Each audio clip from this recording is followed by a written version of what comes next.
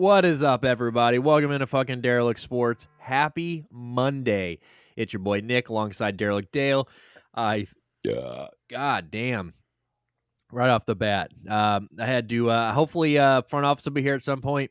Yay. God damn, that fucked me up. If you guys haven't already, make sure you guys hit that subscribe button down below. Like the stream, hop in the comments. Really fucking helps the stream. Really appreciate you guys. You guys are on X. Make sure you guys follow us on X.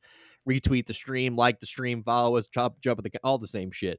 We need your help trying to build our fucking audience out there. So make sure you guys do that. It really helps out the stream. We appreciate it. Hope you guys had a great weekend, long weekend, big weekend. If you were trying to watch all the sports that were going on this weekend, you probably went motherfucking cross-eyed like me. I that's probably what this headache right now is from. I probably get a migraine because my brain is trying to come back down to earth, and it really can't because tonight we've got just as much shit. We've got Raw after Mania. We got all types of shit on tonight. So the Blues are playing right now. I don't know what the Blues weird they were. Yeah, 0-0 is what it is still. So good shit. We're gonna go over all the action from this weekend. Like I said, we had the first round. We had both the NBA and NHL playoffs kicking off. We had WrestleMania nights 1 and night 2. So we'll go over those. We had some titles changing hands. We had all types of shit going on. We had some some things you didn't see coming. Some letdowns, some highs, some lows. We had a little bit of everything this weekend. We got a lot. There's a lot of shit going on today. We'll try to touch on a little bit of everything. I know Shannon Sharp's got a crazy thing going on right now, which, he's being sued by some chick alleging, sexual this and that. But guess who the attorney is? Tony Busby. So of course it is. He's already Shannon Sharp's already coming out and fucking destroying this lady. Like, this lady's fucked. Like, this, he's already putting out text messages from this. This chick's fucking crazy, dude. She's like, put your baby gravy in me. I want to lick your asshole and marry you and put a big black baby in me and shit like that. Like, dude, this bitch is nuts, dude. So that's going on. We had a Nico Harrison exit interview today that was just dog shit. I understand they do this every year and he's got to do these, but they got to keep him. They just got to. Maybe this is why they didn't put him in front of a mic. Like, it's not very good. Situation's not very good. I don't think it went. I don't know. I mean, it's just every time he gets in front of my, he gets fucking destroyed. So that didn't go very well. What else am I missing? I feel like I'm missing something else that has happened today. Pope died.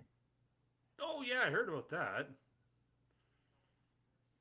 I am seeing this on fucking. I just opened up Twitter and apparently, so I don't know when this. I guess this happened. Okay, last night. So TNT just tweeted this out, and they just with the video or like the segment going along with it on the Inside the NBA. Says we would like to issue a correction and an apology for something that happened last night on Inside the NBA. Okay. In the course of our discussion, we passed on some bad information that Billy Ray Bates had passed away. It says, while it was inadvertent and it was also inaccurate, insensitive, and inexcusable, we apologize to Billy Ray Bates' family. Who is Billy? I'm sorry, I do. I don't even know who the fuck that is. Some dude that Okay. played for the Blazers. He's in shorty shorts, so he's Oh, back okay. in the day. Okay, fair enough. I'm like, I don't know this name. I don't know. I feel bad. Yeah, I don't know. So I think that's funny though. That's anytime you never see those guys apologize for shit. No, but saying that a person's dead on live air, that might be one of those few ones that you gotta go and go, yeah, we fucked up. Yeah, so that's pretty fucking funny. So that just happened. I swear there is something that happened today that I am forgetting, and I don't, and it's really pissing me off. And I'm almost not gonna let us move on until I figure it out. The Seattle fired their hockey coach. Seattle fired their hockey coach. Belsma, or however you say it, Belsma from Yeah, Bilesma. Who won a couple Stanley Cups with Pittsburgh. Only after 1 year, which was kind of surprising. not a Damn, problem. Yankees are the Guardians are kicking the dick out of the Yankees right now. I love to see that. That's fucking beautiful. Yeah, who knows? We'll move on. But yeah, It'll so come we're to gonna you. get into all that. We're gonna go over all the playoff stuff from this weekend. And like I said, we'll go through both nights of WrestleMania and we'll give you our thoughts on those. So, what do you want to start with here? I guess we can start with WrestleMania because front office. I assume he's going to be here. He's texting me and chatting, doing his thing, watching the Blues. So I would Okay. assume he will be here. So, and he is not going to give two squirts of piss about Yeah, WrestleMania. yeah. Let's get this out of the way for So his sake. yeah, so let's start there. So WrestleMania 41, Las Vegas, 2 nights. First Tonight. night headlined by the Seth Rollins, Roman Reigns, CM Punk triple threat match, and the second night, of course, headlined by heel John Cena and Cody Rhodes. So, I know night one, you and I watched some of night one together. We watched both main events, but Yeah. um, night one, I think you and I were both on the boat with it. Was kind of underwhelming. It wasn't. It started off kind of rough. It wasn't. The first couple of matches weren't very great. We had Gunther and Jey Uso, which I'm pumped for Jey Uso. I think that's great. I'm a Gunther guy. I do think that I'm pumped for Jey Uso, and I think I've kind of come around. I saw Paul Heyman talking about Jey Uso today on some podcast, and he was like, or maybe or sometime in the last since he's won the belt, right? And he Yeah. was saying that Jey Uso's like consistently in the top 1, 2 in merch. He's always in the top 3 in ticket sales as far as like after because if you guys have ever been to a live wrestling event, right? It's they will do things so for example for Backlash, I mean we know who's going to be a Backlash, but say it was like a Raw, right? 2 weeks before Raw, 3 weeks before the Raw, they'll be like, oh, tickets are on sale. Don't forget, get your tickets Raw featuring, blah, blah, blah. Or, even like when they announce it. But then as you get closer, like the week before, 2 weeks before, each week they announce somebody else, like, oh, come see, blah, blah.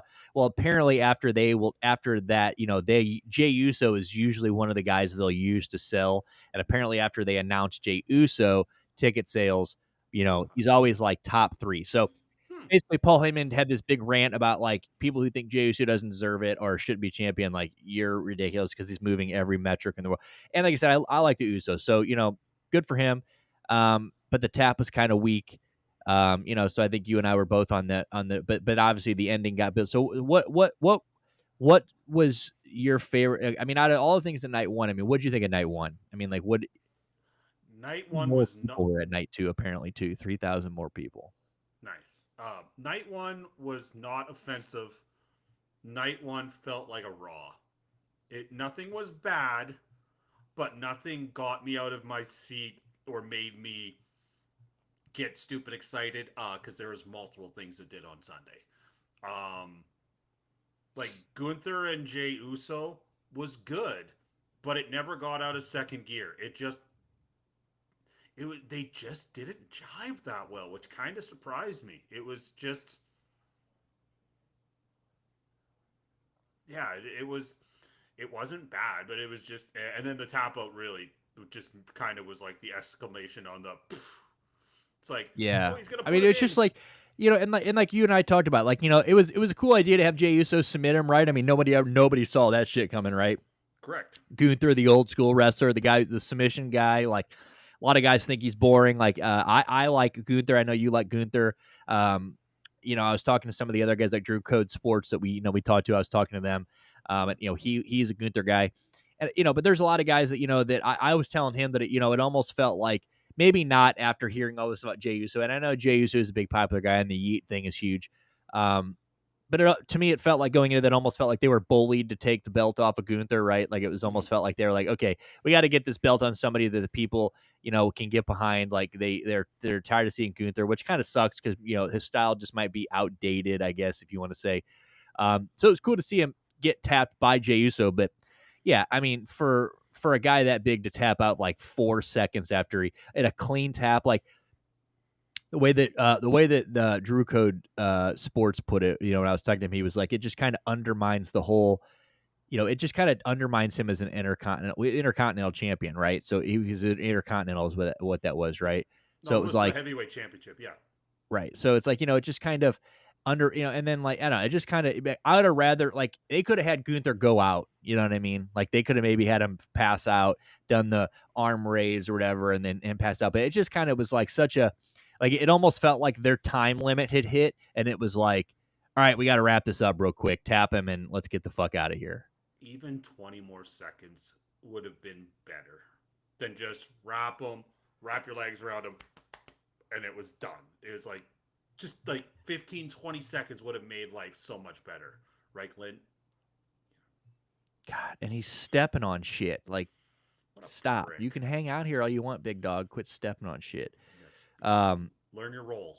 learn your role, candy ass. But yeah, dude, it was a cool though. So shout out to Jey Uso, very happy for that. That was cool. War Raiders New Day. I think. Oh, actually, let me pull up our sheet here Oh yeah, too. yeah. While you pull that up, like the war, it was, yeah, it was fine. New Day like healing it up a bit and like winning that.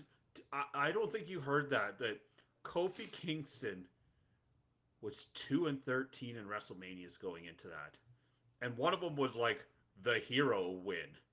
I'm like, that's nuts. Yeah, that's actually crazy. I did not know that. 2-13. I was like, holy shit! Like, don't put that stat up on the board. Um, yeah. Oh yeah, I forgot we used Microsoft Paint Paint. to Yeah, do so this. we look like a couple of fucking 3-year-olds on here. Minor details. All right, fucko, quit zooming in and just.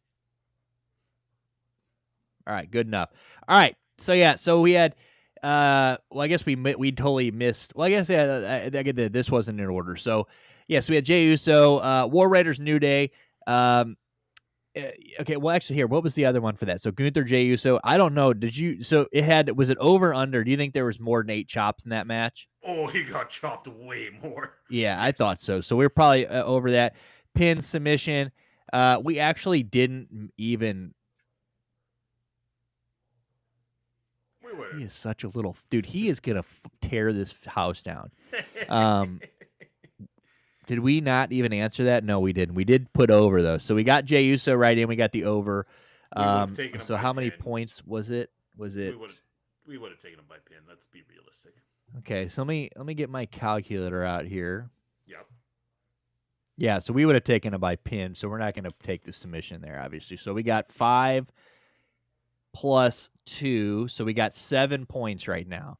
Yep. All right, so then we went War Raiders, New Day. So like I said, New Day. You had said Blues tied 1-1 end of first.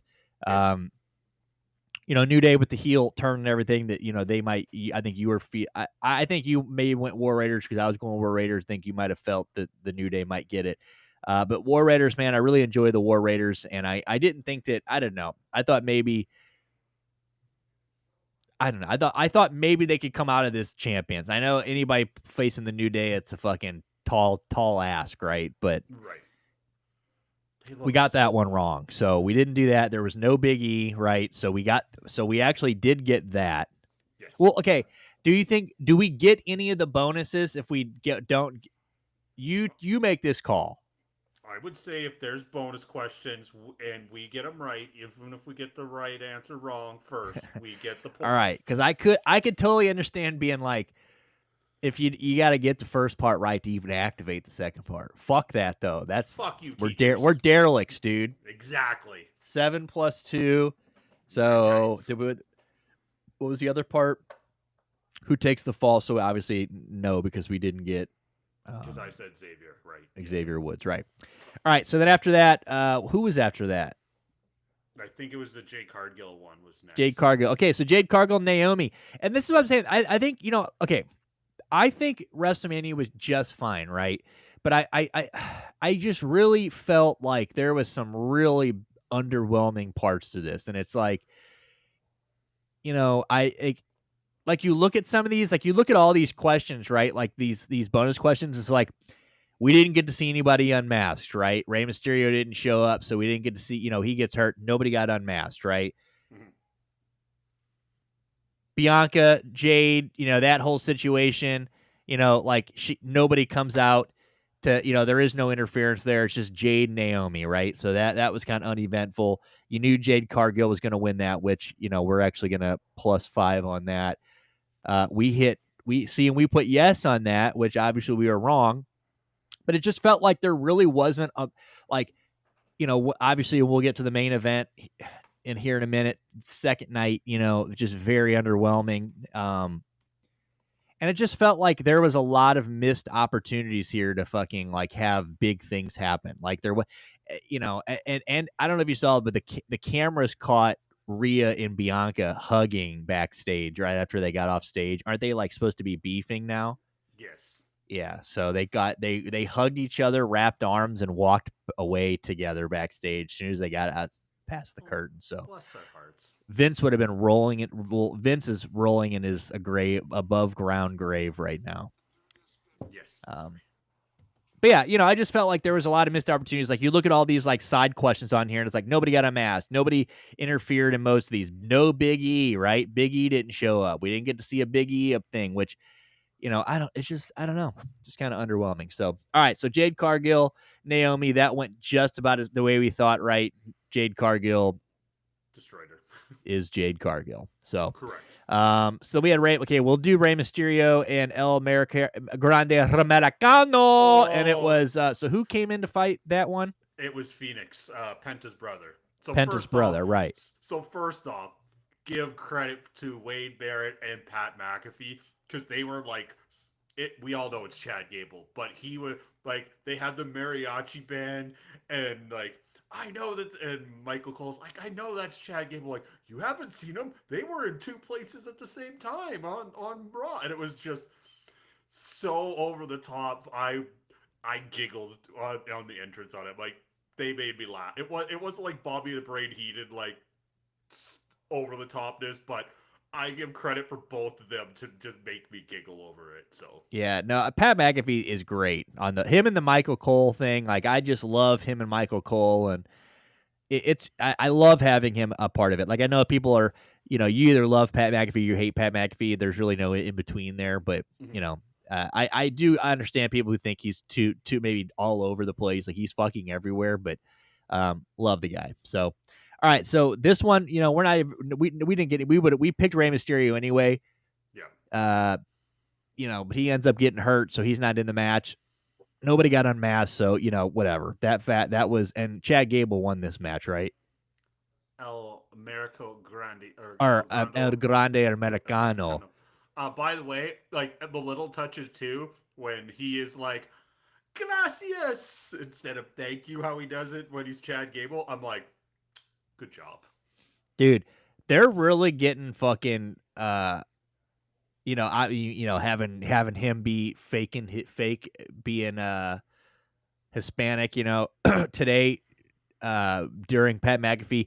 So we'll talk about here in a minute, but Heyman was on there today, right? And he goes crazy in there. Yeah, I sent you that one clip, but Oh yeah, he will never be on ESPN program again. No. He pointed at a guy that was like booing at him or something, or talking shit, yelling, and he was like, did you see that clip where he was like, who's the smart ass? And then he goes, you, the one that's going to get deported? And he pointed at this Mexican dude in the front.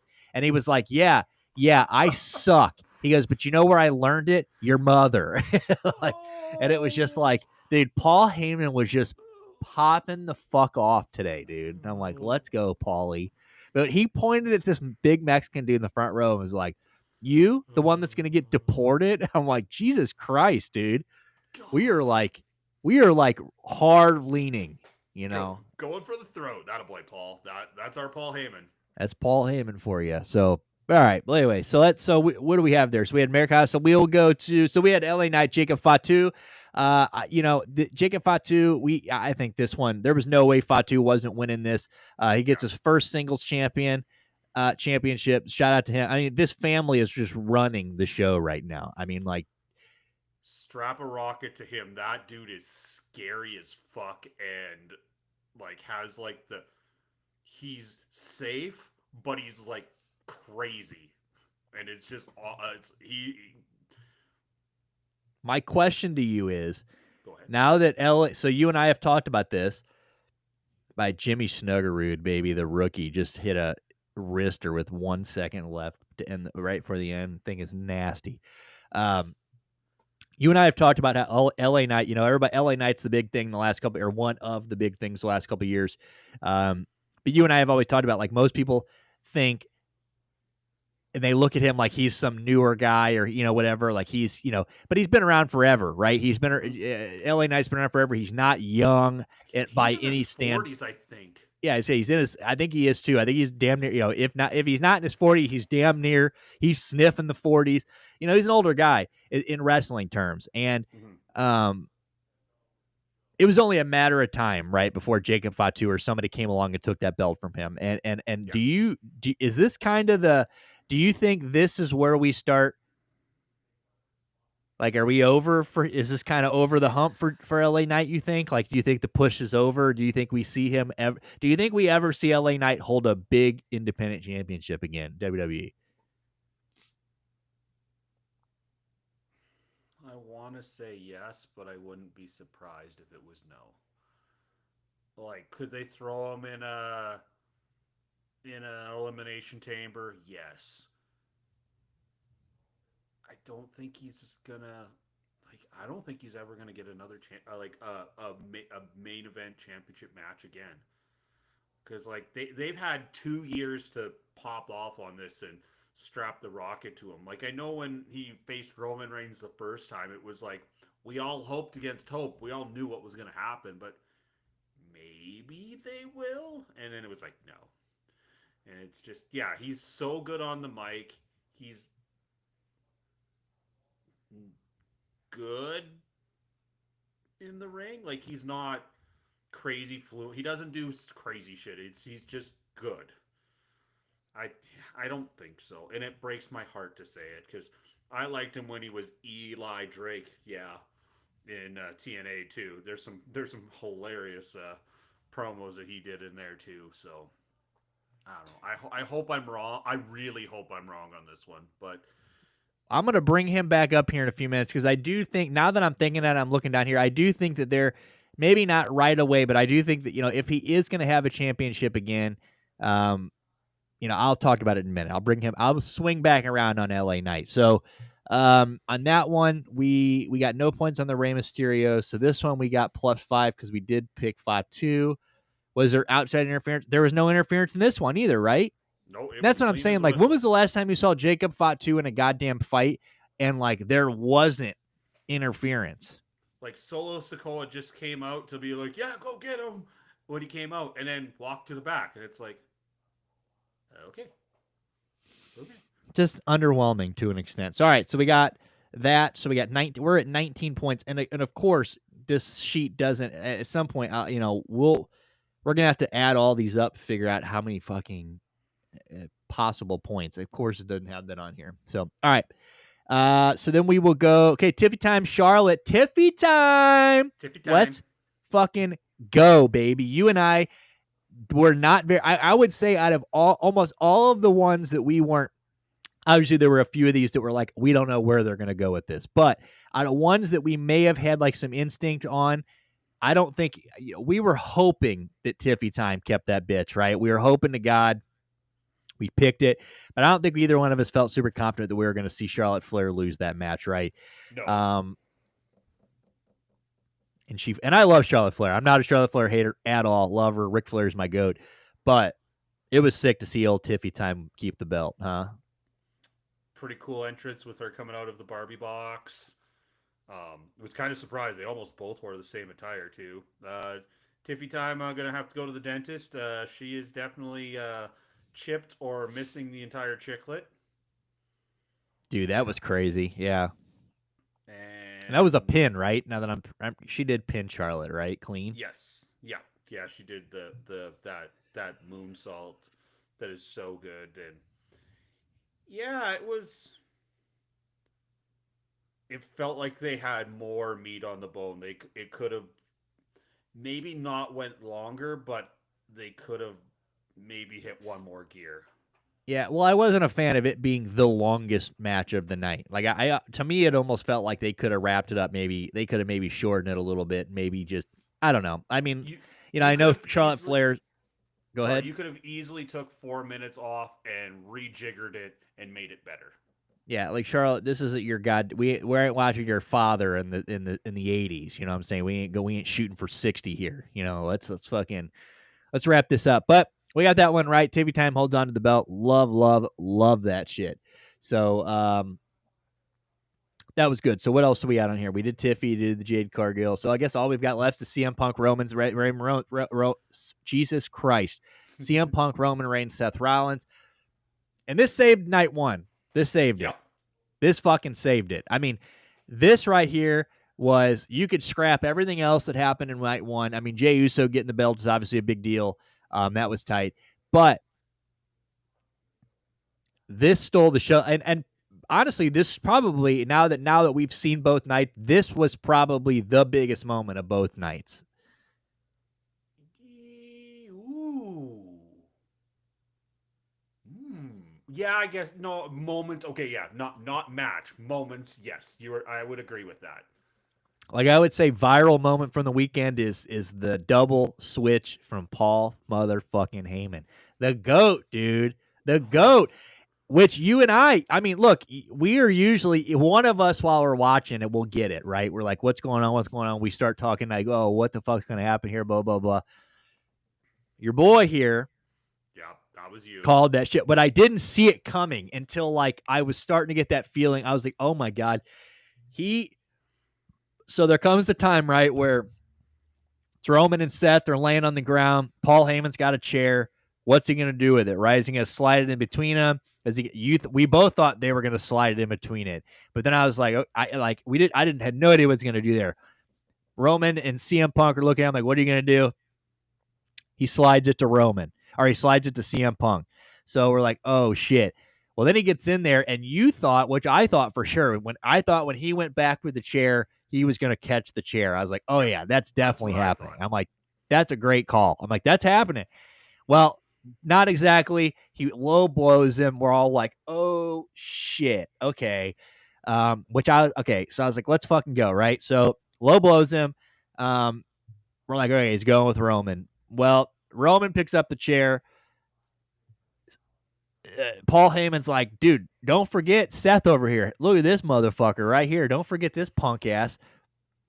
He's about to hit him with the chair. Double switch, dude. Double switch. It was done very well. And then like the little touches too, like I don't know if I watched it back on X and that, and like where Seth Rollins just puts his hand out and then Paul Heyman puts it into his hand and they haven't made eye contact yet. I'm like, chef's kiss, good job. Yeah, that shit was so sick, dude. What's up, front office? What's up, boys? We're almost through. We're almost to night 2 of WrestleMania. We started with this, so when you got here, we would at least be halfway through. So you're gonna have to sit here for some wrestling. We didn't get through it all the way, Dude, it's okay. But we are basically to night 2. Yes. So we'll get your opinion on John Cena because you will have an opinion. I have a feeling. Well, we didn't have Seth. You think Seth had the longest entrance for sure in that one, right? Yes. Oh God, yes. Seth Rollins was pretty cool. So he came out in the dark, or came out all in black, because you missed that, right? I missed the You got on just after that. So he came out all in black, and then flamethrower when it yelled "burn it down." Then the lights went out completely black, and then he Shawn Michaels all in white with the white light on him and all in white, and it was like, I saw the set change for that, and like there was a big section of the crowd that could see him behind the curtain with all the people helping him change. And I'm like, damn, that would ruin the moment for me. But all right, so we had CM Punk on that one. We did not get that. We didn't get who's Paul left with. So obviously, Paul Heyman leaves with Seth Rollins. He wins the match. We didn't get that right either, but we did get longest entrance. We did get Seth right. So all right, night 2. Let's start with, I guess we'll just kind of go in order here. So AJ Styles, Logan Paul. You and I picked AJ Styles. Logan Paul, I mean, you and I, but neither one of us are big Logan. Nobody here is a big Logan Paul guy, but we all can all admit the guy's a good wrestler. He knows what he's doing. Mm-hmm. I think we kind of maybe just went AJ here because, this was a 50-50. I think when we picked this one out, who knew how this one was going to go? We went AJ Styles, but it turns out to be Logan Paul. I didn't see. Did they Prime have anything to do with it? No, actually, they didn't. He had his Prime bottle when he came out and threw it to a fan. That was the extent of it. And he didn't use any illegal weapons, did he? No, because AJ was given brass knuckles by The brass Karrion knucks. Kross, and then he didn't use them, and then he won. So it was Logan Paul almost winning clean. It was weird. Yeah, we got 0. We're at 28 points, by the way. So 0 points out of that. Yeah, that was, I don't know. Logan Paul. So, okay, so back to LA Knight, right? This is where I think that LA Knight, actually, hold on. We'll tuck it in away because there's one more that we have to, because there's one more. Well, I was going to say he could go with, like, if he was going to beef with somebody. So I guess we can jump ahead here. So, so Dominic Mysterio, we'll go back to Damian Priest. So Dominic Mysterio, Braun Breaker, Penta, and Finn. Dom Mysterio, basically, he wins, right? He wins the, what was it? Not the is it the Intercontinental? Yeah. So he wins the Intercontinental Championship. Well, wait, who did we say earlier? Jay and Gunther was the World Heavyweight Championship. World Heavyweight, right? Sorry. Okay. Yeah. So Dom Mysterio wins the Intercontinental Championship, which is sick. That probably the biggest pop of the weekend, honestly. Like, I would say, like, out of championship, I mean, they fucking were about it. That crowd was hot for that, and that caught me off guard. Dude, and I loved that he got, like, halfway up the ramp and was like, no, dude, moment's not over. He, like, ran back down the ramp and was like, that guy, talking about strapping rockets to motherfuckers. I forget who it was. Was it Paul? Paul Heyman was another one of the things he was saying was he said today that he will be the most famous Mysterio when it's all said and done. Wow, that's saying something. He's like, this kid is insane. Like, this kid's incredible. He does everything right. Everyone loves him. Great. He's just a great fucking, and he's a great, and where he started, like, nobody he had him. No one liked him. He wasn't that great of a wrestler. Whatever. He has turned that shit. I mean, you could tell the guy's really put the time in, and he's just great on the mic. He's great on camera. He does whatever. So Dom Mysterio, from what I understand, this is going to set up a Finn Balor feud, is what I was reading, is that they said almost certainly Finn Balor. Now, this is where I think LA Knight could fit in. I think if LA Knight were to, maybe after the Dom Mysterio, Finn Balor, I think that he could be a guy for Dom Mysterio, or somebody that Logan Paul or AJ Styles wrestles. I think, like, in that kind of realm of people, like, I think you can bring him into, like if you told me that he won an Intercontinental Champ, which I don't think he's ever going to hold it again, but I could see him feuding with Dom Mysterio for the Intercontinental Champion. Yep. Those guys on the mic against each other, I could see him maybe, like, wrestling for the belt again. I still don't think he holds it again. But I do think that, like, I could see him fitting into that scenario right there, though. He would be a good guy to sneak in every 4 or 5 months with a new champion, and pull a couple months out. Yeah, no, that I definitely could see. So. And did you see Karrion Kross afterwards today? So we can't show it. Obviously, we can't play it here, but I will have to show it to you because it looks like I could tell by your little pretty face you haven't seen it. Nope. Karrion Kross went and sat down afterwards, and basically, like, for the first minute and a half, he's in character, and then he just gets pissed off and, like, just completely breaks character. He's like, he ends it by, he's like, everybody that's behind the scenes and in that truck right now, go fuck yourself. Like, he's like, you guys, he goes, yeah, Bill Goldberg told me to be a good soldier and just to fall in line. He goes, well, being a good soldier and falling in line's got me cut from writing, cut from shows. I don't even get put on TV in my hometown. He's like, he's like, basically, like, they have fucking buried me. He's like, and you could just tell as he's talking, he's getting, like, more pissed in real life. And, like, dude, it was wild. So it was a crazy promo. That dude, You know how some people's characters are very close to what they are in real life? That dude is a scary as fuck dude in real life. That dude fought up in my neck of the woods, up in northern Canada, up in the oil, up in Grand Prairie. Was doing bare knuckle fights for the hell of it because he enjoyed it. Front office, we'll slide you in here for 2 seconds. Do you think if somebody just wants to have bare knuckle fights for the just for shits and giggles that he's probably has a couple marbles loose? Seems plausible to me. Okay, thank you for your analysis in this wrestling. Just wanted to include you. He is fucking crazy, and I feel like his character is not very far from him. That dude is scary. And I don't want to scare you, but Rokio for the Guardians took a pitch. He was bunting and took it square off his knuckles. Yeah, well, Brian Rocchio is not anybody I'm going to miss, I promise you. I mean, Brian Rocchio is not bad, but I guess we do need all the help we can get, but I'm not going to cry over it. It's your 9-hole, very good defensive thing, but just watching it in real, because I have Big ending up as this, and like he squared up, and like the ball literally got him right there across all his knuckles. That's not going to feel good. No, not at all. You're good. All right. I just saw something in Raw. Are you going to watch Raw after Mania tonight? I think, yeah, I probably will tonight because I can watch it. All right. I won't tell you what I just saw on Twitter then. Okay, I have to not. So, yeah, so I'll have to wait till 9, which kind of sucks. Or can you watch it live on Netflix and then, back it up? I think you can just, when you start, I think wherever you come in, it asks you if you want to watch live or start from the beginning. Okay, then I can start from the beginning and do that. So, cool. All right, well, let's. Because one other thing, because it's not on there, the Randy Orton stuff.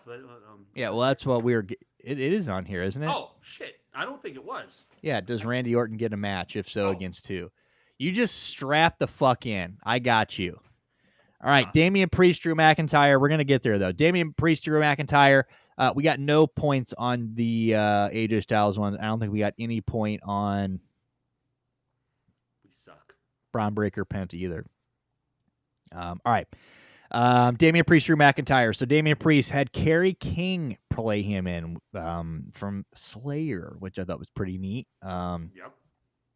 Drew McIntyre, my man, has another I'm bored at work Twitter moment where he takes the phone and does this thing. I fucking love Drew McIntyre, dude. The guy is just an absolute beast.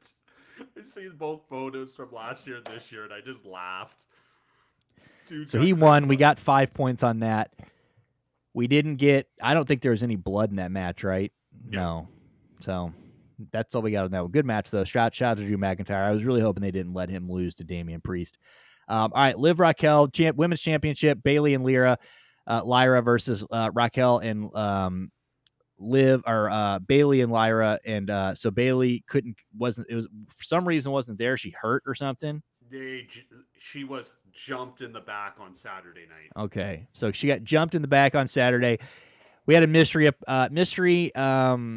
wrestler, right? Mystery partner. I keep wanting to say opponent, but it was her partner. Turns out it was the return of Becky Lynch. First time in a ring for over a year. Was a little sloppy. She botched the very first thing that happened to her. Yeah. That little choke did not look very good, but whatever. She hadn't been there in a year. She's been literally raising Seth Rollins' sperm, which just, not a good different thing story. To say aloud. Yeah. So that was a good match, though. I didn't want to see my girl Liv lose the belt, but once I saw, I was telling you and I were talking about this. As soon as I didn't think she was going to lose, and I think we even picked, Liv and Raquel was who we picked. But as soon as Becky Lynch was announced as the mystery partner, there was no goddamn way they were losing. There was none. So that was pretty foregone conclusion. We'll barely turn on Lyra. So we didn't even get that. How long will the match be? Under 10 minutes? Was that under 10 minutes? It was probably over 10 minutes. It was probably over 10 minutes. Yeah. So we got no points on that. I don't think we're going to do very good on this. We'll have to add this up at the end. Io Sky, Rhea Ripley, Bianca Belair. Let's fucking go. This was a great one. Match of the weekend. Yeah, this was a good one. I don't think anybody saw Io Sky retaining. No, that's what probably made it even better. Yeah, and that was and a clean pin. Like she didn't there wasn't any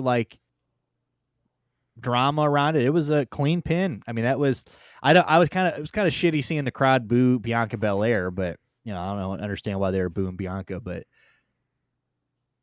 I don't know. I love all three of these chicks. This was a great match. I was hoping Rhea Ripley won, but I love Io Sky. Io Sky's incredible. Bianca's incredible. So, how many finishers were hit? Yeah, way more than 5. So way more than 5. probably in every one of these goddamn matches. I'm telling you, that's the problem with a lot of these now. There's just so much spamming of the goddamn finishers. It's just sickening. Like, what was the one? Cena, or no, Seth Rollins, CM Punk, Reigns. How many stomps and go to sleeps and fucking. I mean, we just saw same with the Cena Cody Rhodes. I mean, we saw about 19 FUs or whatever he calls it now. What are they called now? Attitude adjustment. Attitude adjustment. Yeah, just ridiculous. So, yeah, that was a good match though. So, shout out to Io Sky. I'm glad she got to retain. How many finishes hit? So we got that overall over under pin attempts 8. Do you think there was more than 8 pin attempts in that? probably. What in the fuck is he doing? All right, we're gonna put +2 on that then, 37. All right, so last but not least, well, I guess we'll jump ahead. We'll go to Randy Orton. So Randy Orton, does he get a match? We said yes. We picked Solo though, which was a good guess, but it wasn't. Even better than Solo. Say his name and he appears. I believe in Joe Hendry. What a fucking sweet entry that was. That was so sick. And I'm pretty sure I read today it was the very first time in WWE history that the TNA belt has been brought out and held up like that. Like he got to stand on the turnbuckle and hold up his TNA belt. And that's the first time it's ever happened. And you could tell Randy was having fun. Randy squash, not quite squash, but pretty darn close. But he let him have his little thing. He got to do his turn. He RKO'd. He congratulated him. Then he RKO'd him again. Then he did his pose with Joe Hendry, but he did the RKO when he turned around. And then he went and slapped him on the chest, thanking him. I'm like, good. Randy Yeah, Orton, I mean that's why I saw people hating on Joe Hendry, and some guy was like, "Brother, 80,000." Randy, he was never gonna beat Randy Orton. No. In that moment, but Randy Orton sold for him in front of 80,000 people, hit his pose. I mean, that was the best thing that could happen to Joe Hendry.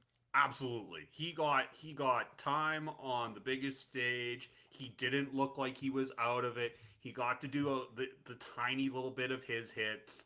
He got to do the pose, and he took 2 RKOs and comes out looking great. The end. It was great. Yeah, that was good shit. I shout out to Joe Hendry, man. Love that, and obviously love that Randy Orton got an opponent. Man, you're gonna have to watch Raw after Mania. I'm not even gonna watch it because I just basically saw the main part. But yeah, because you're the first half hour in. Oh yeah, so it's gonna be good. Yeah, Bizarre so Raw world. after Mania, if you guys are gonna watch, is the biggest Raw of the year. We'll have to. I'll count up the title changes stuff out. We'll post our points afterwards because I'm gonna have to add up how much is possible and stuff like that. So last one we have is Cody Rhodes, John Cena, big one of the weekend, right? Heel John Cena looking for number 17, Cody Rhodes. Were they gonna let him beat Cody Rhodes? Were they gonna, what was gonna go on here? Are they gonna keep John Cena around for the rest of the year? He says today, December, he's done. He did admit today that he got a hair transplant on Pat McAfee. He said that's why you don't see the bald spot anymore. He did. He get the hair transplant, which is very open of him because that bald spot sure as fuck is nowhere to be seen. Yep. But that's what happened, dude. John Cena, number 17, but was not as good as you would think it was. It was a pretty underwhelming match with zero interference other than fucking Travis Scott. 150-pound rapper threw a wrench in Cody Rhodes' plans. No Rock. Basically zero reason for The Rock to even have been at the heel turn. What was the point of that? That was so odd. The Rock has not been, there's been zero ties to them at all since that moment. They have not appeared together. It's just been super weird. Travis Scott, nowhere to be seen until now. They were all after that Raw, I think the next day, right? I think they were all at that Raw that very next day after that happened. But after that, it's there was no storytelling to So, The Rock, everyone was almost 100% sure The Rock was going to show up, right? You knew Travis Scott was going to show up. You thought other people were going to show up. You get none of that. You get Travis Scott. He comes out. Cody got he got a little bit of revenge with he got to hit his finisher on him and do his thing. But it was the pin was underwhelming. There was no, after the match itself wasn't really that good. A lot of finishing and spamming of the finishers, like we just said. And it just seemed like, and then afterwards, like there were like 15 minutes of just like John Cena celebrating, and then like your feed cut out, the Peacock feed was still going. He's just walking around with no intro music. It was just like, I feel like they just missed a really, really big opportunity there to close out WrestleMania. And he broke history. He broke Ric Flair's records. You could have found a way to make it bigger and him still be a heel. But it's kind of, I was thinking about this today. If you would have switched the main events, how bad would have night 1 been and how great would have night 2 been? If you just switched the main events. Yeah, no, I agree. I mean, yeah, for sure. I mean, that Paul Heyman moment was huge. I mean, that was so fucking legendary. I mean, I had people in the group chats, like I had people that they don't even ever talk about wrestling talking about it. They're like, dude, that shit was so sick. And I'm like, yeah, yes, it was. Even the front office was talking about it. He watched. Did you know that the 100%? I was there, locked in, glued to the TV. Front office is a Paul Heyman guy. Like, if you knew what he looked like, he's a Paul Heyman guy. Do I want to be a Paul Heyman guy? You probably could speak for yourself, but people like Brock Lesnar and Roman Reigns have been Brock Lesnar or have been. What the hell is this? Those guys. What's that? I see. You see that ad source on your screen? Yeah. Yeah. Why is it doing that? Weird. We don't want to. We don't want to. The front office is AI. That's not me. Okay, that's weird. What else? Did you stop staring at your screen or something? Yeah, but what the hell is that? That's super weird, isn't it? Oh.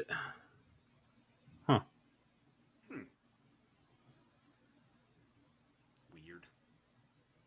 Maybe I can just take it off, remove it. Wow, that's super odd. That's super odd.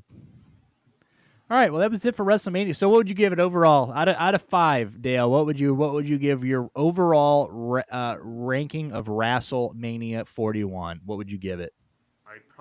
It probably would combine into a 3 or a 3.5. It was like a 2.5 to 3 the first night, and it was probably a 3.5 to 4 the second night. So it would average to a 3. 3 out of 5. Yeah, I think I can give the 3 out of 5 is not bad. I think I can give it a 3 out of 5. So. All right. Well, front office, now that you're here, what would you like to chat about? We got NHL and NBA playoffs, and then we got Nico Harrison's hot mess. Yeah, his little exit interview from today, which was I am just a luxury on the show. You boys should definitely drive, but I will have input on all 3 things that you just mentioned. Get away, kitty. All right, well let's kind of go through let's start with the NHL. Come on. Let's talk about the NHL. We'll kind of go through these kind of quickly because there's obviously multiple days of stuff we would go over here, and then we'll talk that, and then we can also touch a little. We got, I guess maybe later on this week, Wednesday. So this week we're gonna do no Friday show this week. It's gonna be Monday, Wednesday, Thursday, because obviously the NFL draft is Thursday. Ooh. Well, the front office makes me nervous. Me too. Will the front office be here for the draft? I don't know. Probably not on the show, but I will 100% be paying the fuck attention. Absolutely. Just pathetic, dude. But sorry. Yeah, so we'll talk a little bit more about that on Wednesday. I don't want to try to squeeze that in here and just not do it justice. So, all right, well, let's talk about NHL playoffs. So Saturday we had both NBA and NHL playoffs start. We had the Blues, Jets, Avalanche, Stars. For hockey, Blues, absolute tear. They're basically the best team in hockey versus the hottest team in hockey right now. Hellebuck versus Bennington. Blues.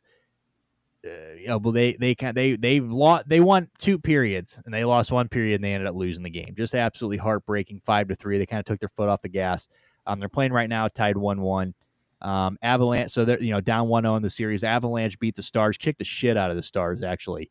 Beat them 5-1. So they're up 1-0. I know that you're not super attentive to this, the NHL playoffs. So what I know you're at least. What's up, big dog? How you doing? STL Blues looking good. Hell yeah, baby. They've been looking good. They've looked good for like 5 out of 6 periods so far. That 1 period fucked them. But I assume you didn't see much of the Avalanche Stars, but Blues Jets. Did you had any thoughts on the NHL playoffs? I partook a little bit. The Leafs look really good against the Sens. That was, I did partake in a bit of Carolina Devils. God, Carolina's fast and scary. Yeah, they are. That was a good. I mean, dude, they just were running circles around New Jersey. That team is so bloody fast. It's crazy. It's bananas, but yeah. So speed kills. Speed, and it's funny because like in hockey, everybody wants to play big and heavy, and at this time, to get to the end, you kind of have to be a little bit of big and heavy. But if you can skate your way around big and heavy, you got an advantage. The problem is when it gets against the wall, speed doesn't do well against the wall against big and heavy. Yeah, I mean that looked like it was going to be a short series. Hurricanes, Devils. To be honest with you, I don't know. I mean, did we pick the Devils in that series? We picked the Devils. That was a me tingle that didn't quite tingle. So it's okay. Yeah, I mean, I hope the Devils come back and win that one too. I know that Brendan Moore's kid. I think they called him up for this one, from what I saw. I think. Oh, nice. I think his kid's on the team, so shout to him. So they're up 1-0. Maple Leaf Senators. The Canadian series, that one got pretty nasty. I didn't watch it, but I did see that there were some fisticuffs thrown in that one. Those guys obviously. It was a blowout, so it was the perfect time to set the tone for the series. Yeah, well, Ottawa had to do something because they were getting punked out of Canada, and they can't happen in the inner city. I mean, Senators.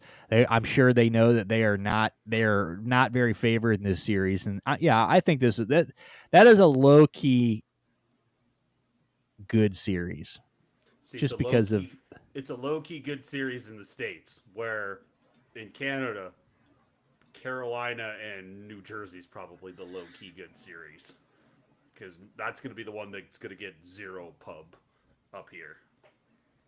Yeah, I mean it's gonna be a good one. Hopefully, I mean, I hope they can come back, dude. The Hurricanes, they look terrifying. But I did watch a little bit of this Wild Golden Knight game last night. I had William Karlsson for over 8.5 face-off wins. He's had that in all of his last 5 games. Not last night though, of course.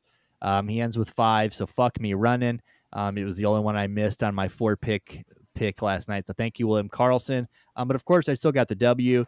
I don't think. Look, the Wild. This also kind of looked like 4-2 is not a terrible. It was 1-1 at the end of the first, but I don't know.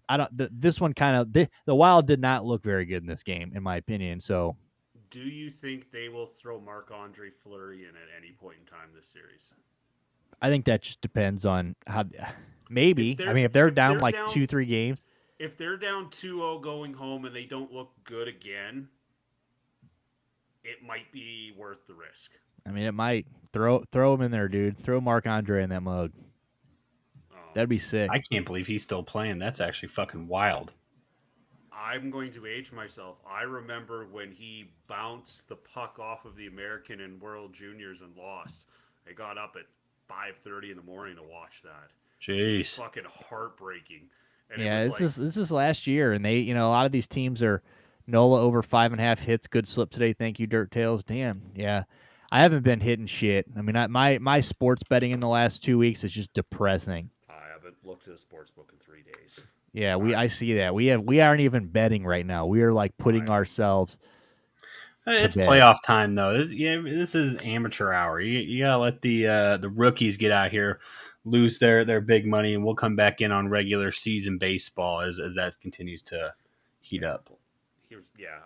Don't worry. There's lots of baseball being watched. There might be beginning on right now, but it is what it is. So Yeah. So yeah, maybe Mark Andre. That'd be cool. Last year of his career, it's pretty cool. That, a lot of teams are, lining up and shaking his hand and shit before he leaves the ice, which is cool. What's up, Cole Peppers? How you doing? Yeah, not just any hot dog either, dude. I'm talking like a Costco dog. yeah. Foot longer. But yeah, so we're day 3 of the fucking playoffs. So we got Blues Jets going on right now. 1-1 in the second. Canadians Capitals. That's actually game 1. We did not see them over the weekend. So Canadians Capitals game 1. Capitals up 2-0 at the end of the second. Avalanche Stars will be at 8:30. 9:00 Oilers Kings, which I believe is also the first game of that series. We haven't seen that one. So Oilers Kings starts tonight too. So Avalanche Stars, like we said a minute ago, Avalanche up 1-0. Blues have got to win tonight. Can't go down 2-0 to the best team in hockey. At least we're coming home after this. So if we win tonight, and we'd be in a good spot, coming home tied 1-1, coming home to play 2 here. So if we could win one and then win both games here, we would be in the motherfucking driver's seat. So we shall see. And I knew I saved our bracket. I tried so many times to save our bracket on our phone. I've opened it up, tried it because I was going to post it. Right. Can't save anywhere on your phone. Of course. But it did give me the option to save it after we did it, and I did just find it. So that's good. Good. Interesting to know. All right, basketball. Front office, what stood out to you in basketball? Let's start on Friday, or let's start on Saturday. So let's not talk about Cavs just yet. But you've been nice and quiet since you got here. So let's talk about Saturday. What stuck out to you? We had Pacers Bucks. I'll tell you what we had on Saturday. Pacers Bucks. Okay. Yep. We had Pacers Bucks. We had Tyrese Halliburton getting into a little. Him and Dame had a little spatty spat. If you guys didn't see that, I think Dame told me he was going to beat his ass, and then which Dame, you're not beating anybody's ass. Yeah, Pascal Siakam would beat his ass, though, and he walked over and called him a hoe-ass motherfucker. He's like, 100%. Why is this hoe-ass motherfucker even talking? Like, bro, you're in a Coogee sweatshirt sitting on the sideline. Shut up. You got 100%. Blood clots, Damian. Shut up.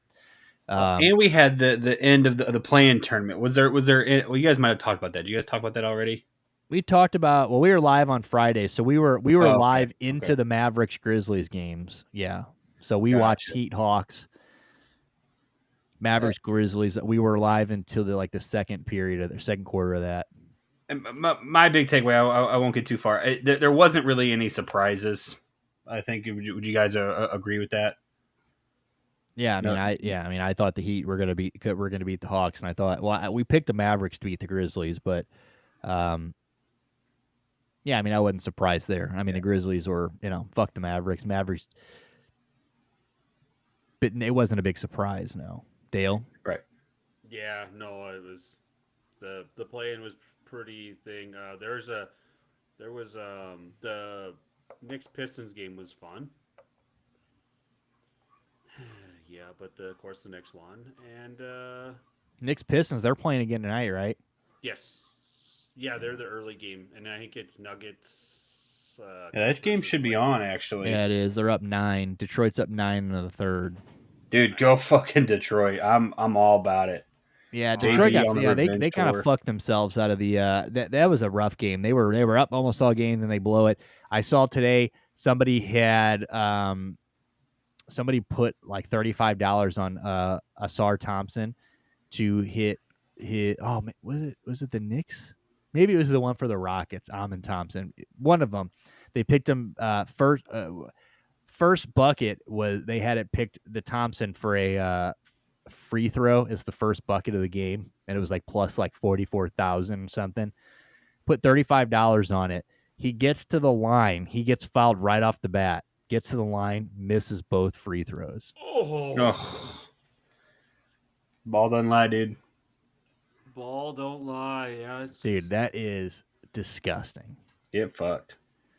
So, but yeah, nothing super surprising in the play-in. So, like I said, we get to Saturday. We had Pacers Bucks. We had Nuggets Clippers.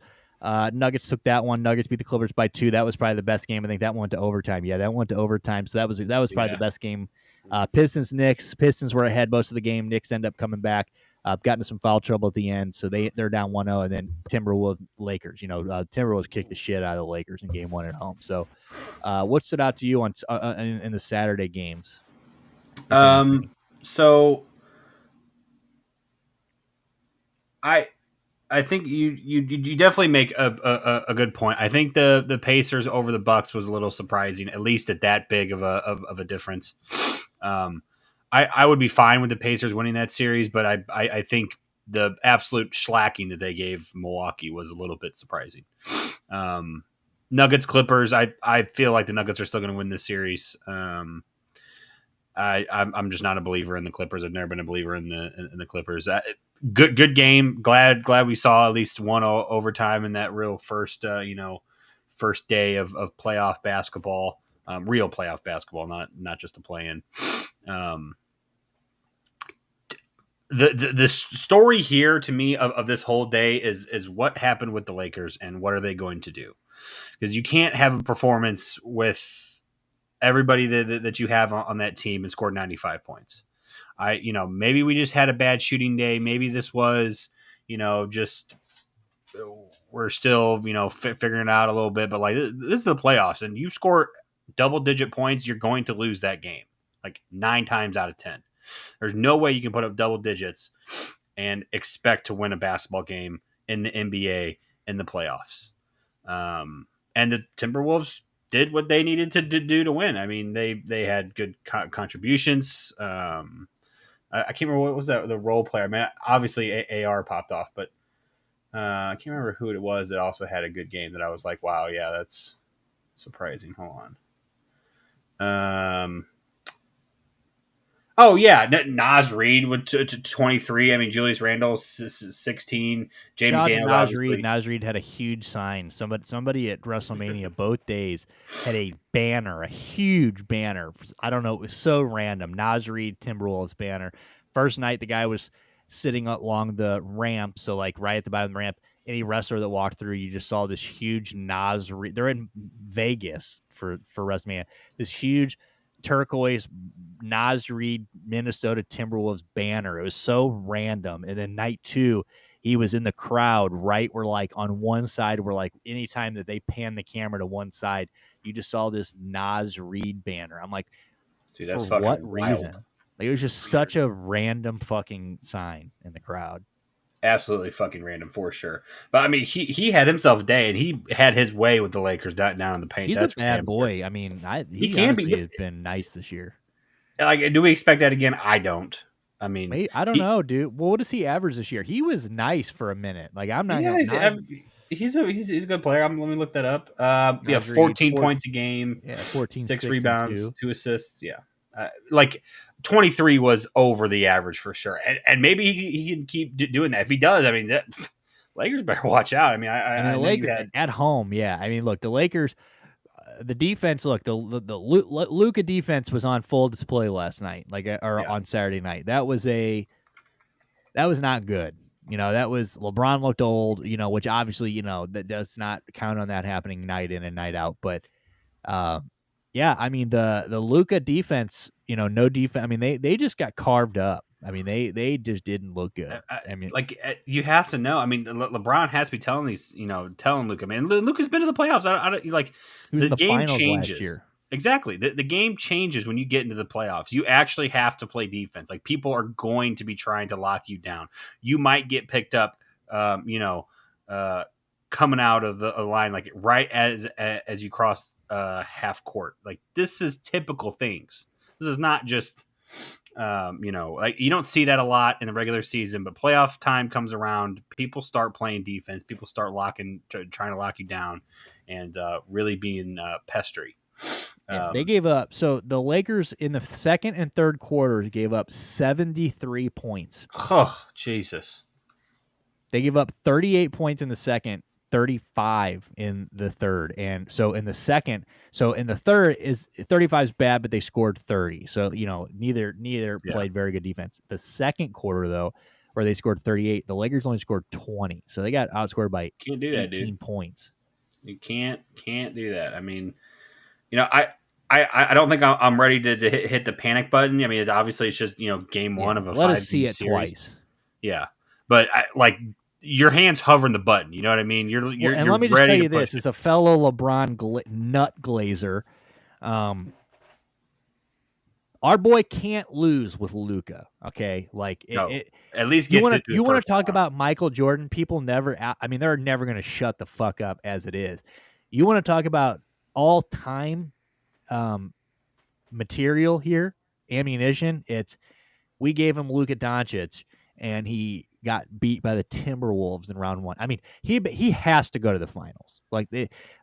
Honestly, like for him, and even then, and if he loses, he's still gonna catch it. But he's got to. They had to get past Minnesota, motherfuckers. They can't do that. They can't lose to Minnesota. It scares me. The only reason, I think I'm more willing to press the button than you guys, just because Minnesota plays enough defense. Their problem is going to be to outscore the Lakers. But if they play that kind of defense,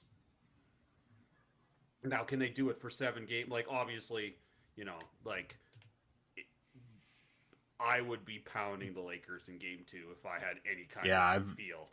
I don't think that's a bad call, man. I think that's a Luka 30-point half is going to happen in game 2 or some shit. Because the Timberwolves, they came in, they did exactly what they needed to do. They flipped home court, and you're never going to take your foot off the gas, but you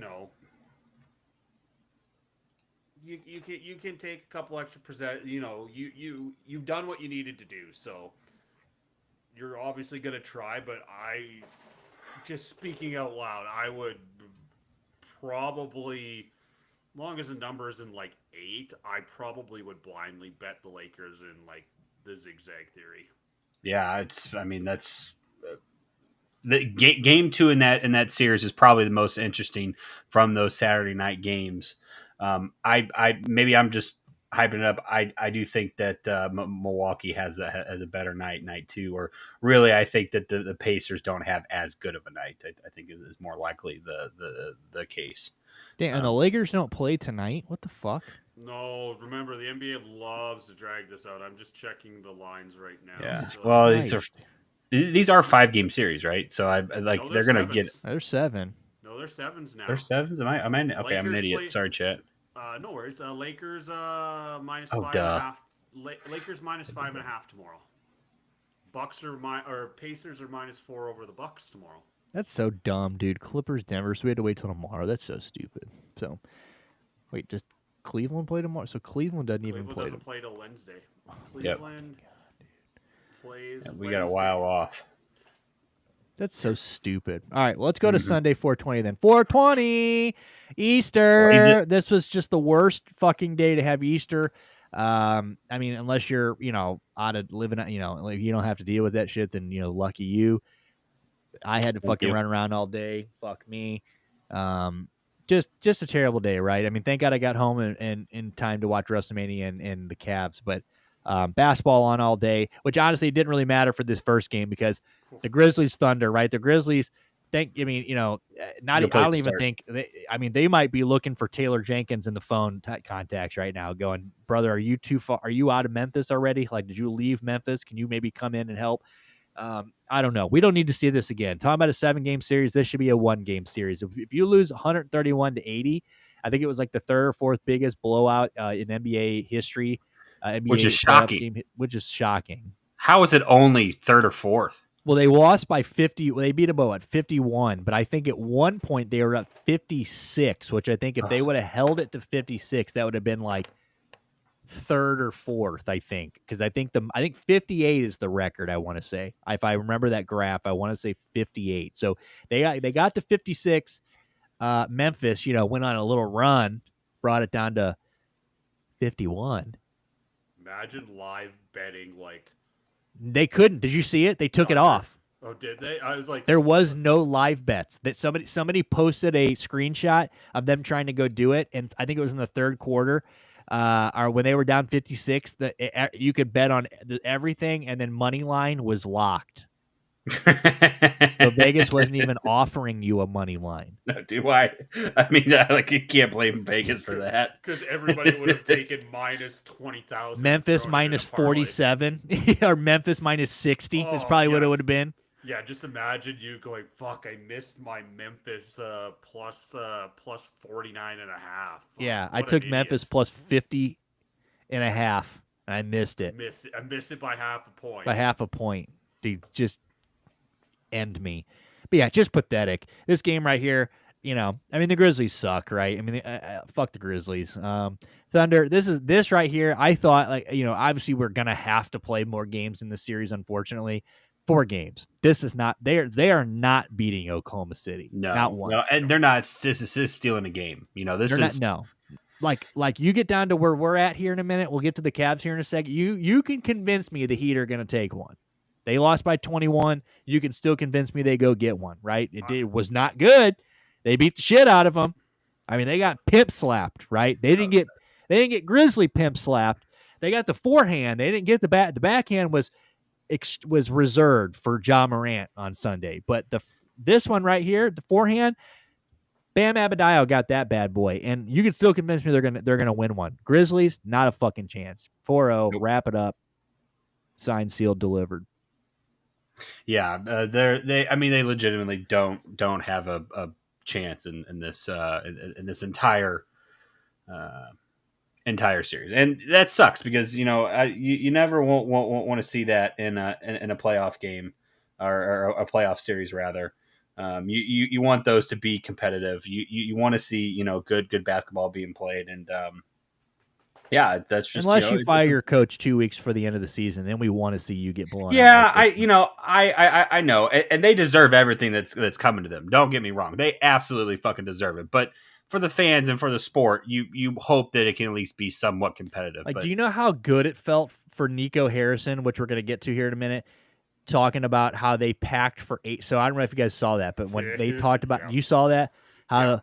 Yeah, when they went into that, they went into that first play-in game to then go play the second one. They said, "Well, we packed for 8 days. Like, we're not going home. Like, we're not planning on it." And then they lost and they went home, right? And it's like, and like obviously we all want. Like, I mean, we all love Kyrie. We have no problem with Clay and all them boys. AD, love AD, but like, we're rooting against Nico here. So it felt good to watch Nico go home after that. So, and I kind of felt the same about the Grizzlies, and I'm hoping the Nuggets are the same way. Like, I don't want the Nuggets to win shit. I want Mike Malone to sit at home and be like, "Ha, you pieces of shit." And I know you said earlier, I'm not a Clippers guy. I'm not a Clippers believer, but if they're going to have all those guys on the court at one time, I think the Clippers are a formidable team. I think if you can tell me that those guys are going to play every game, I think that's going to be a good series. But their time is definitely coming. Like I obviously I was talking about not liking the Clippers, but yeah, no, I'm with you. I mean, I don't. As far as the decisions go, absolutely fuck the Nuggets. I mean, I hope the Clippers do win the series. I just don't necessarily believe in them. I'm with you on that because I think Denver wins too. So. All right, so we had Celtics Magic. Everybody thought going into this one, Magic were going to upset. They were actually winning at the end of the first half. They were looking good, and then it kind of fell apart. Jason Tatum didn't even look that good in this game. This was I know what's his name, Derek White had 30. I maybe Jaylen Brown at the they kind of pulled away in the second half. There's a clip going around today, which I don't know if anybody saw it, of Jason Tatum like falling or like rolling around underneath. Did you see that clip? Dude, this is great, chat. We can't. I hate that we can't. So the other day we actually got when you and I Dale, when you and I watched the Luca video that had Britney Spears in it, we got copywritten for that. Just so fucking stupid. But we were stronger. Yeah, we were stronger than yesterday, dude. And Front office, if you haven't seen it, it is just so. I'll send it to you. It is so good. Please so Jason Tatum's rolling around underneath the basket, like how basketball players do after they fall. They're fucking doing their thing. Well, there's a camera on Joe Mazzulla in the bench, and the trainer starts to like try to go out. Joe Mazzulla's like, no, don't fucking go out there. Like, fuck him. And then all of a sudden, like, you see him go, get your ass up. Like, he's yelling at Jason Tatum, like, bro, get up. Like, we don't have time for this. Like, get the fuck off the ground. like, Straight up. I mean, fuck Boston, but that was hard as fuck. Hard as fuck. And Joe Mazzulla, look, Joe Mazzulla is a hardcore guy, right? I mean, the guy is the shit you hear and all the quotes and all the shit you hear about this guy. He's nuts. I mean, and that was funny as shit. He was just like, brother, like, no, don't go out there. Just go sit down. Like, he's fine. And I think this game was tied through one quarter, if I'm not mistaken, or for one half. Excuse me. Were they? Was it was either tied or it was either tied or they were up one. Yeah, the Magic. Yeah. Let's see. I remember. I thought I remember seeing it tied, but the Magic might have been up one. But this is one of those series. 49-48 Celtics or Magic? Magic. Oh, okay. And then it fell apart. Yeah. And do you expect anything different? They didn't score 20 points in a quarter in the second half. Yeah. Yep. In fact, really, if you look at that, they only had one good quarter, right? They lost 3 of 4. Yeah. I mean, they had one good quarter, dude. Get out the broom. You know what I'm saying? I mean, look, I'm sorry. I wish that the Magic would have a chance, but I don't see it. They only scored 20 in one quarter. What am I saying? After that, they only scored 20 in one quarter. That 31-point quarter, 18 or 19 or less in every other quarter. You're brutal. And this is off a 36-point night from Paulo, 20 plus from Franz. I mean, I know that the other role players didn't do jack shit, but like, sorry, brutal. Sorry, Orlando. We were rooting for you, right? Everybody's rooting for Orlando. You can't hate on the Orlando Magic. They don't win shit. They're never gonna win shit. So when they're playing, you got to root for them, but that doesn't mean that they actually have a chance. So we're going sweep on this one too. The first. I still think they get one game at home. Nah, I hope you're right, dude. I hope you're right, Dale. The first 3 series on this fucking sheet on this website right now, get out the fucking broom. Yeah. Okay. So Heat Cavs, baby. So like I said, I think the Cavs I think the Heat could win one, but I think out of all of the teams we just discussed, the Heat are the most likely to get one. But that's interesting. Like I would.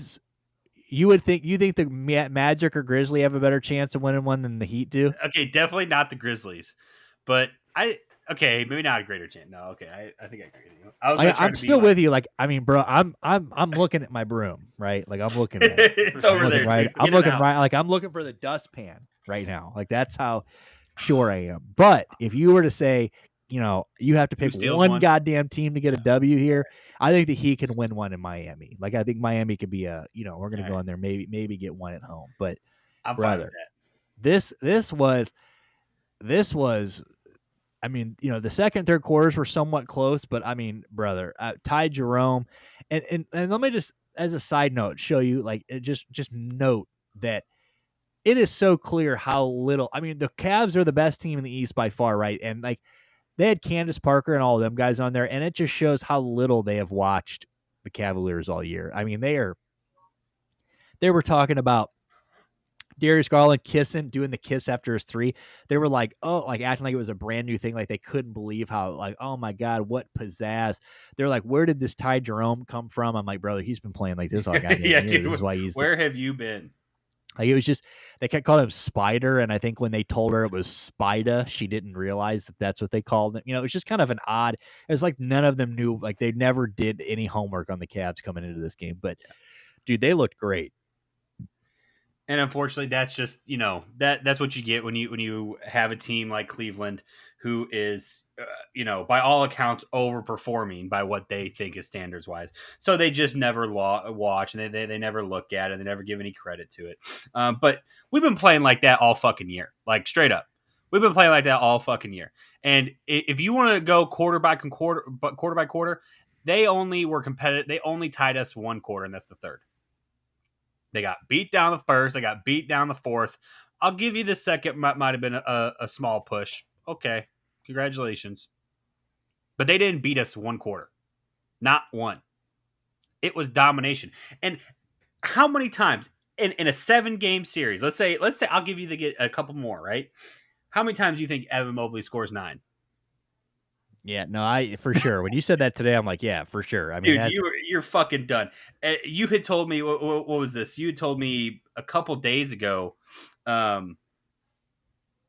that Heat fans were thinking that we were scared and nervous and Dude, not I'm upset. telling But you, they're like, bro, this is not that we are the last team they wanted. I'm like, no, I don't know. dude, you You aren't. fucked up. Straight up, you fucked up. How do you feel about that now? Like I'd have taken the Hawks over you probably, but we actively were like, we don't want the Bulls, you know? Yeah, I'd rather straight up. not play the Bulls. Check the tape, chat. Check the tape. I'm just saying. We didn't want the Bulls. We were fine. Give us the Heat, is what we said. Give us the Heat, please. And we got what we wanted. And the other thing, A team that's almost 10 points under 500. yeah, dude, of course, give me that fucking shit. No doubt about it. And shout out to Don, Big Don, 7 straight game 1 30-point performances. That was his 7th straight 30-point game 1. So that told me all I need to know about how these playoffs are going to go. And truly, he did not shoot the ball well. no, and his leg was looking a little shaky. Hopefully that's probably my only concern from what I saw. That on scares Sunday, the crap out of me. Is that that leg gives out at some point. Legitimately scares the absolute shit out of me. Like, no doubt about it. Because as much as I love Ty Jerome and he deserves to be 6th man of the year, we're not going to get that every game. You know what I'm saying? And same from Sam Merrill. Sam Merrill was playing lockdown. Sam Merrill was playing defense Sunday. Yep. That ain't happening every game. So, but again, that could just be rising to the occasion. This is the playoffs. He could. I don't think that's necessarily what happened, but it's not like this foregone conclusion that he's incapable of doing it. I think the other person who had a really bad game on Sunday for the Cavs was DeAndre Hunter. I'm not sure he had a bucket. I know he was on the court 20 minutes or something.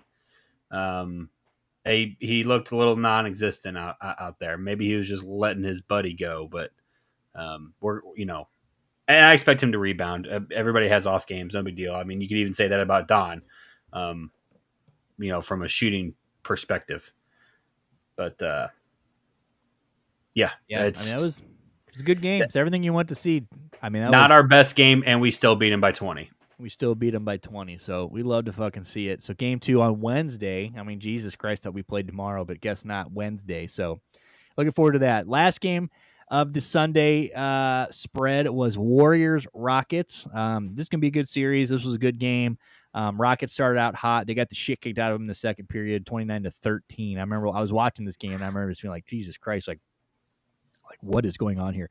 If that wasn't for that quarter, they would have. I mean, this would have been a great game, wasn't for that quarter. I mean, they outscored them in the third, only 25. Basically even in the fourth. I mean, it was a good game, man. I think the Rock. This is one that I can see going 6 or 7 for sure. I think. Golden State. Obviously Curry looked great, and Butler looked really good. Butler starting to play like Jimmy Butler and the Jimmy we're used to.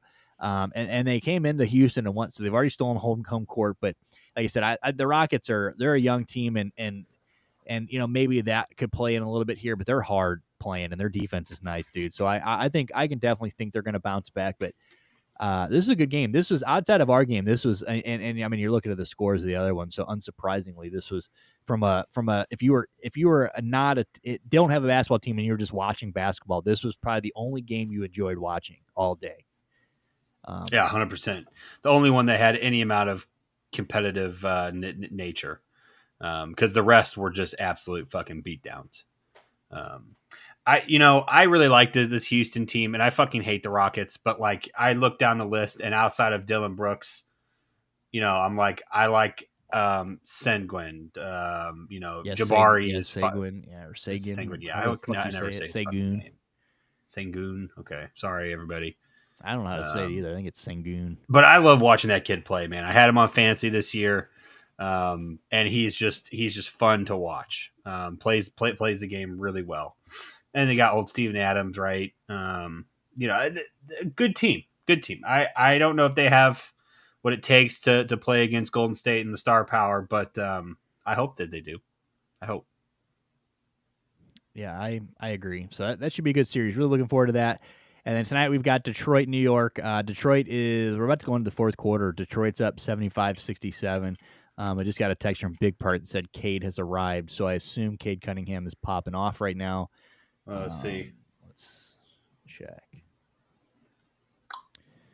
Cade Cunningham, 28, 9, and 1. So yeah, so he's got 29. I mean, he's the only still being person. the Knicks. Let's fucking go. Yeah, he's only one of 3 Pistons in double digits. Tobias Harris has 13, Dennis Schroeder has 11, and then no one has more than 8.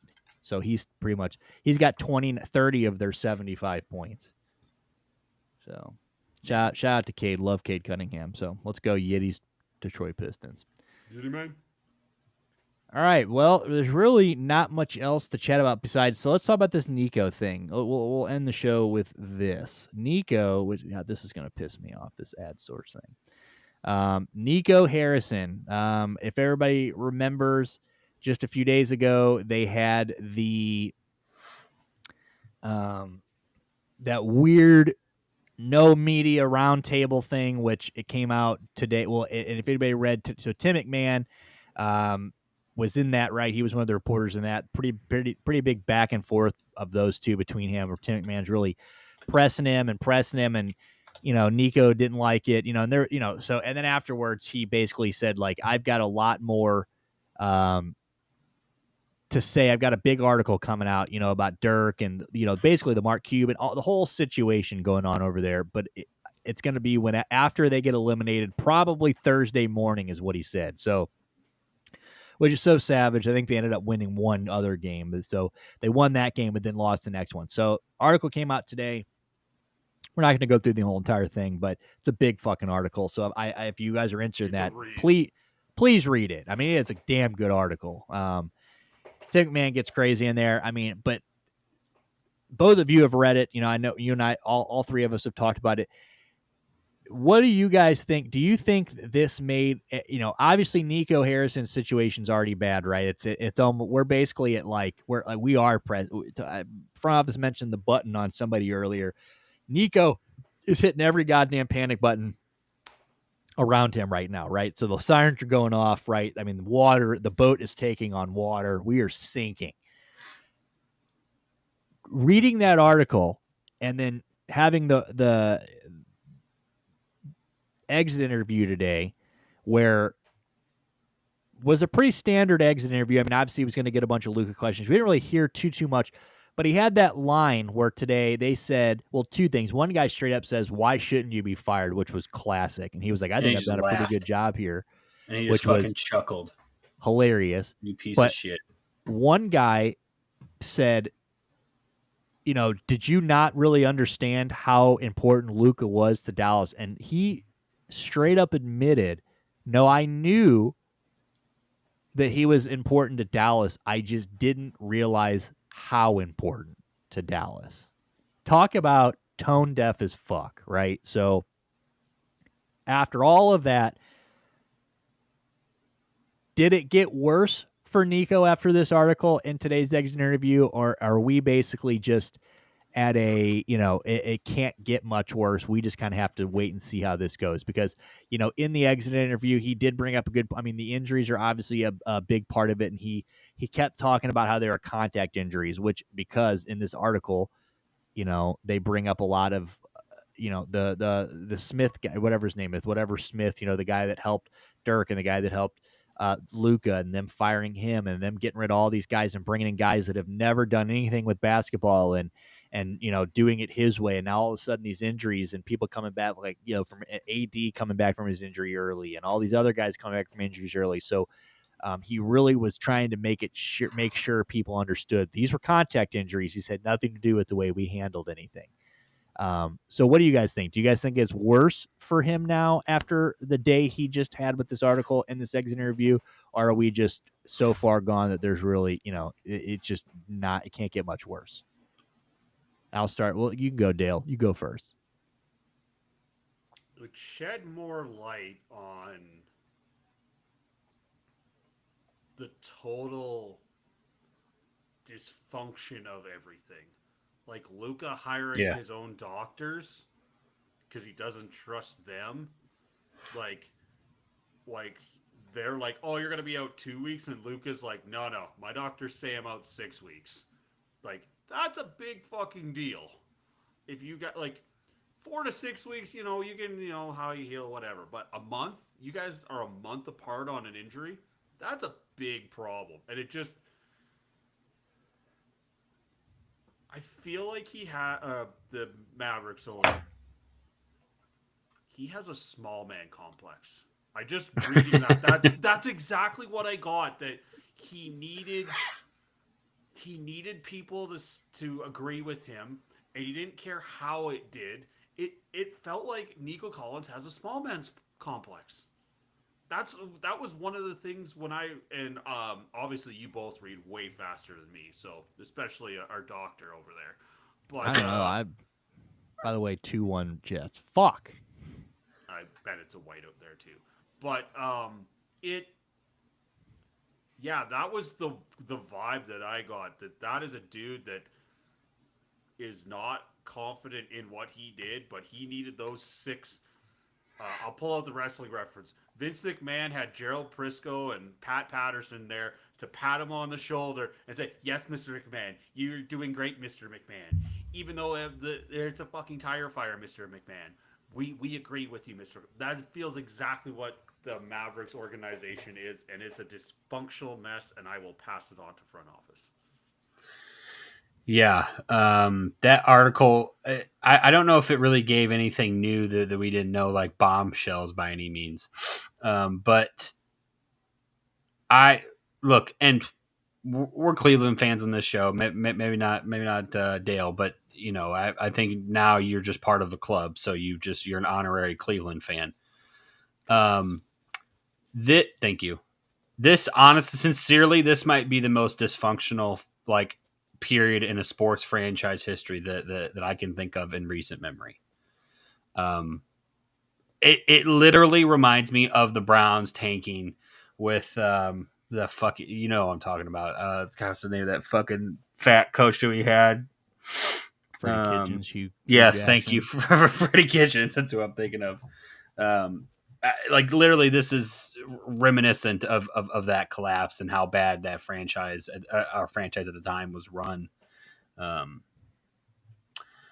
When you have your stars or your past stars, your old players like Dirk walking away from the team and not wanting to be a part of it, that is probably the most telling from a fan point of view and from a current player point of view that things are not good.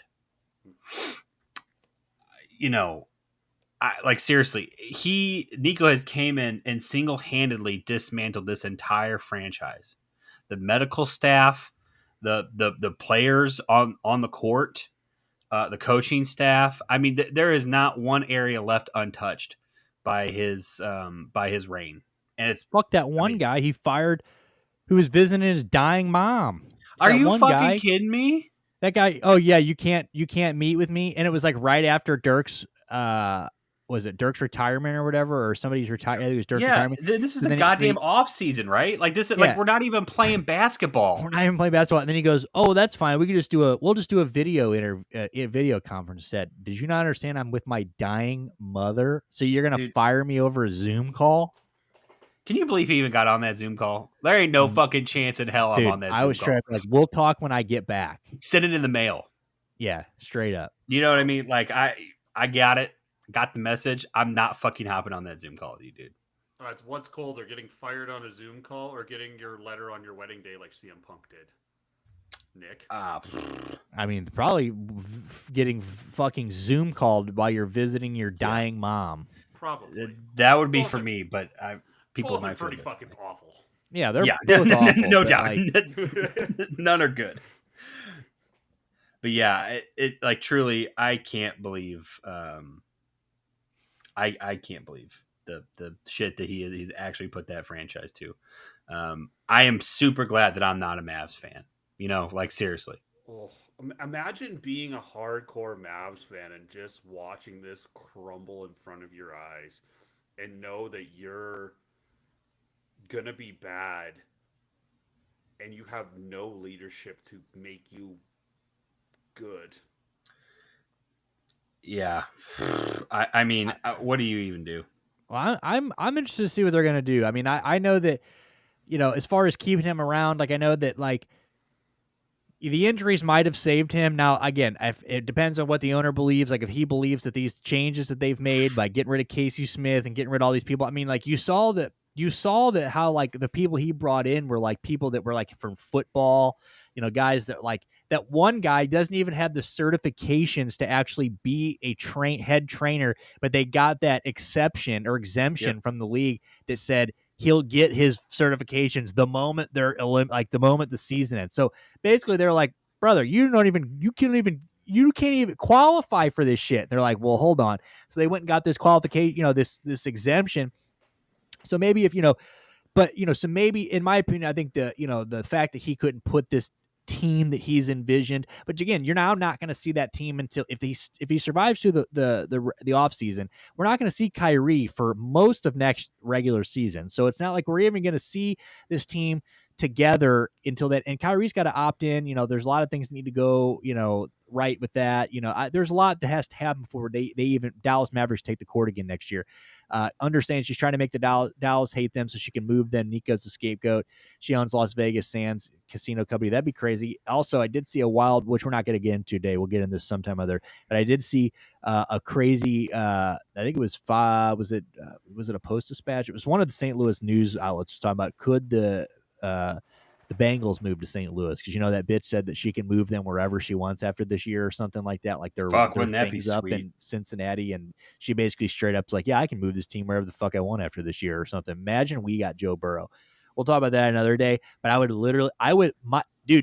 would have to reattach my dick and balls, because I would just jerk them so hard that they would just fall. Could you imagine, front office, if we just woke up with Jamar Chase and Joe Burrow? I would kiss you on the mouth. Damn right, dude. With We cum. tape it for chat to see. Dude, yeah, it would be our intro video. Us just making out. No music, nothing. It would be extremely special. I mean, hard to gauge what if we think that's actually a possibility, but No, I probably mean, never going to happen. But I just thought it was funny that somebody wrote that. They're like, could the Bengals? I'm like, damn, that's fucking wild.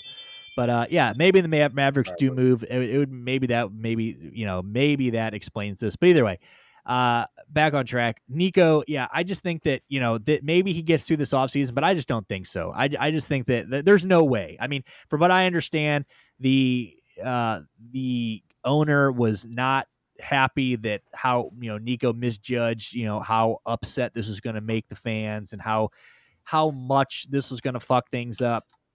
And apparently, Nico didn't want to do that round table earlier in the week with no media. The owner made him do that. I read that again today. That the owner pushed him to do that. Like, no, you're going to go sit down with these people and fucking explain some of this, right? Like, you got to take some of the heat off it. So maybe he's earned his way through there, but I just don't understand how you can keep this guy around. I mean, like I said, if you read through this article and you just see, because I'm with Dale on the fact of like, this guy is a guy that just basically is, I'm going to get rid of any and everybody that has any say so in this. The Casey Smith thing basically got rid of him because he was worried about how much weight his voice carried, and he's just wanting to get rid of anybody and everybody that has any say so. He wants it for him to be the judge, jury, executioner, makes all the decisions. He wants to be the guy, and he doesn't want anybody to push him back. So if that means we got to get Dirk out of here, we got to get all these guys out of here, all these longtime members, I'm going to bring all my own guys in. And so I think that is what leads this. I think he's just got that I have to be in charge thing. And I'm with, like the front office said, like there isn't you can't point to one area of this team and go, well, he hasn't fucked that up yet, because there really isn't one. Nope. I mean, he has touched every single thing from the like you said, the players, obviously with the Luka trade. I mean, that's the biggest out of everything here, right? You got that. You got you're firing and sending away staff members, the way you're just treating the media, the way you're treating the fans, like the way you're letting your staff members take the fall for the Luka trade, which is something that we haven't talked about. Like, there was like, he was like not to be seen for a while. Like, he was talking about Jason Kidd and the team were kind of just shoved out there after this. Like, yep, keep playing, keep doing this. Like it was, and Jason Kidd's now got to answer these questions after the game. Like we're here to talk about we just lost the game or just played an NBA game, but not one media member here gives a fuck about the game we just played because they want to know why we just traded Luka Doncic to the Lakers for nothing. And it's like, can you imagine that, dude? It's fucking Do you crazy. remember his face? That was a man that looked like he lost his puppy and then had to explain it to everybody. Like Yeah. that, I remember seeing Jason Kidd, and he just like almost looked visibly sick. And then he has to go in front of the media, who are just vultures ready to pick at the carcass. And unfortunately, he's the carcass.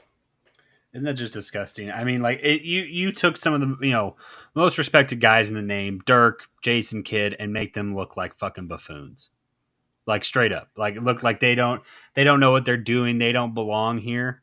Are you fucking kidding me?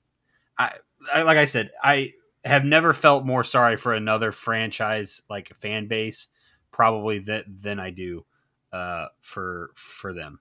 It's It's yeah, and like what fuck, I was just gonna say something, then I just was watching this face off, but no, not you. I just something this, yeah. Oh, so Dirk, dude, he hasn't even great passing makes Jason Nipples are, yeah, no shit. Robert Thomas. I thought Robert Thomas just scored. That's what fucked me up. And I saw, a minute ago he says, "Hey, tell Robert Thomas I need a point," but he just lost a face off. So I just read that wrong. So anyway, Dirk Nowitzki though, he's only been to 2 Mavericks games since that trade, and that was his debut as a Laker. Or actually, he's only been to 2. So he's been to one game, one Mavericks game. Or no, 2 because they were Luka. Maybe it was, yeah. So when they went to LA and then when he went and made his return to Dallas were the only, and then obviously he was at Luka's debut as a Laker, but that was the only 2 Mavericks games he's been at since the trade were Luka's return and them going to LA. So yeah, not good for Nico. I don't know what's going to happen to the year. I mean, we're going to have to get through the playoffs and stuff, but I don't know. We'll see if even he makes it through the finals. I mean, these are going to go on till May, June, finals are fucking June. So it's, they can't keep him, right? Like there's, I mean, even if you think that Nico's right? Like let's say you're the owner and you think that Nico did the right things at the right time and he made all the right decisions. There is no way from the public backlash, from the media, from your own fan base, you are now the laughing stock of the NBA. There is no way that you can run it back with him, right? Like there isn't. Tell me there's not. No, there's not. I mean, there's just absolutely fucking zero chance. So I'm with you. I mean, I don't think. What are you going to say? Yeah, look at that face. I'm trying to figure out if there is a. I'm trying to. Okay, this is pie in the sky. If you really, really, really believe in the awful trade that you made, and you can find the one person's the owner that you do, and you're like, just that's let the chips fall where they are. Give me one more year. Oh, I think he should be can too, but I can get a tiny little bit of maybe. But I mean that's really me squinting hard. Yeah, we'll have to see. I mean, this time's only going to tell with Nico Harrison. We'll just have to wait and see what happens with him. But yeah, today was another bad day for Nico. I mean, exit interview has to face the crowd again and hard, tough questions. This time live on YouTube. I watched it on YouTube today. I put a headphone in, watched the whole goddamn thing. I'll spin this a different way. If he I'll gets spin fired, it. if Collins gets fired, does he get another gig in the NBA? No. Okay, no, he's working for rephrase. Nike or a shoe company or something again. So you think he is burned all of that, and nobody's gonna not even like an assistant role. You think he's done? He's done. Okay.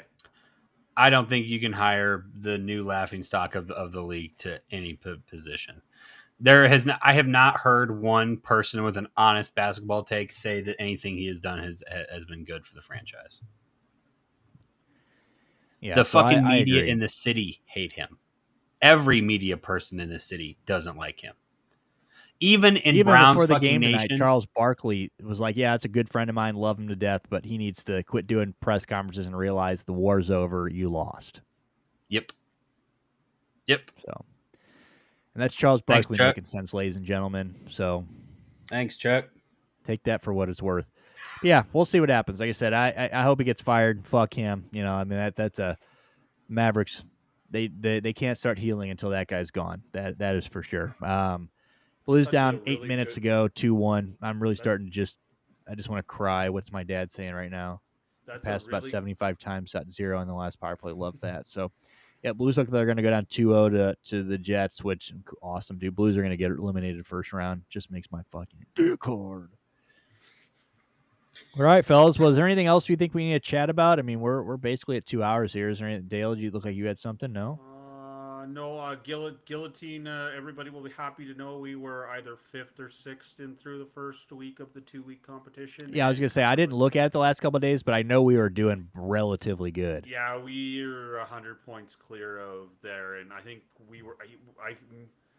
Because me and Nelson's rolled together. One of us was 5th, and the other one was 6th. So we're And in I pretty had comfortable condition. And Wilson Contreras decided to hit a home run, even though the Cards lost. I keep forgetting. Oh, and I lost to Nelson by 100 points. Jesus Christ. Fuck yeah, got a boy, Nelson. I lost, and then I got so bummed out. I won. Yeah, not a boy. Finally, I think was it last week that you beat me, Dale, barely, Yes. or was it 2 weeks? Okay, last week. It was a pretty close one though. Yeah. I just found out like 10 minutes after the Braves game started, the Spencer Strider got put on the IL, and it's like, oh, he's locked for the week. Fuck. Love well, it. That sucks. I didn't get any of the people I tried to put in for. I didn't even put it. It is what it is. But yeah, so Guillotine, we're in. We should be in. We would need something catastrophically bad to happen. I know our boy Arias is on the 7-game injured list with a concussion. He took a nasty hit to the head yesterday, and which really sucks. But Is what it is. Yep. So, but so hopefully next Monday we'll be spending more money, which is always fun. Fuck yeah. All right, boys. Well, you guys have a good rest of your night. Really appreciate you guys coming and hanging out tonight. Unders, man, have a great night. Peppers, Cold Peppers, have a great night. You guys haven't already, man, make sure you guys hit that subscribe button down below. Hit that like button. Like and share the stream. Really, really, really appreciate it. Helps us out a lot. Please, if you guys are watching, it takes 2 seconds. If you're on YouTube, just hit that like button. It really helps a lot. If you're on YouTube, if you're on X, make sure you guys give us a follow. We're always talking shit, posting all day, tweeting all day. So if you guys want the latest news and everything, we're always there. We're posting all of our bets and stuff there. We haven't bet in a few days, but everything that we do is posted on X and Instagram. So scan that QR code up top. Make sure you guys follow us. Go to the Action Network. Give us a follow. Daily Derelict. We haven't been like I said, we've been off for the last couple of days. We're going to get back into it here the next day or two. So make sure you guys follow us there. 100% free. We give them to them. And if you guys hit the notifications, you'll get notified every time we lock in a bet. What? There'll be a Lakers bet tomorrow. That I can guarantee. There will be a Lakers bet tomorrow, so be on the lookout for that. But on that note, you guys have a good rest of your night. Like I said, make sure no Friday stream this week. So we're going to be doing Thursday or Wednesday. We'll be doing we'll be pretty much looking forward to the draft, doing all draft stuff, and then Thursday NFL draft, baby. So looking forward to it and so scared to see what you're going to do. Yes, sir. I'm fucking nervous, dude. So the Hay kid is like, because he's at his mom's and he's like, "You're doing the draft, right?" I'm like, "Yeah, we're doing the draft." "What time does it start?" I'm like, "About 6:30. You're gonna get to see if Uncle Nick is gonna be elated or if he's ready to punch himself in the dick repeatedly, and it will be one or the other. It's not gonna be in the middle." No, so Thursday's going to be good. So make sure you guys are here. Wednesday, 7 p.m. Thursday, we'll probably be on about 6. We'll be on early Thursday, so we'll be on before the draft starts, leading into the draft. So make sure you guys join us then. Really good. What was I going to say? Is drafted Lakers like and Hurricanes money line. 7, Yeah, yes, sir. All right, man. Make sure you guys like the streams. What were you saying? Is the draft like 7-year time? I have no idea. We'll look at it and I'll let you guys know. I have no idea. So we'll keep you guys updated on Thursday. Make sure Wednesday though, 7 p.m. Central, YouTube and X. Make sure you guys hit that subscribe button. Follow us down below. You guys have a great rest of your Monday. We'll see you guys then. Peace.